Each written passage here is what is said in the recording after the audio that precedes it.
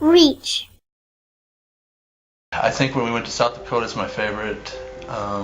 The one that I remember the most, I think, is the first one that I went on. It was when I was in high school. I went to a place called the Bethlehem Mission in Axtell, Nebraska. It's a center for mentally challenged and physically challenged people.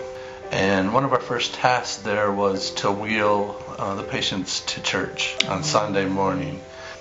A parade to church in wheelchairs and people that could hardly walk and on crutches and stuff. And the person I was wheeling was Ralph. And Ralph could only grunt, and he had a little twinkle in his eye when you said hi to him. That was about it. And I remember wheeling him into church, and I dropped him off, thinking, no, nothing's wrong.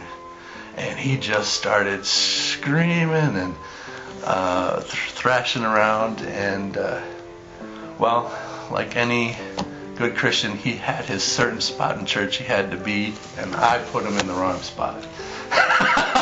So my first task, my first mission trip, and I felt like, so tiny. The other thing I remember about that is our youth group was singing, and we picked Awesome God to sing. And it's just that simple song, and everybody seems to know it. And every single person knew that song. And seeing them try to stand, try to raise their arms, try to sing and grunts, and it was very, very emotional.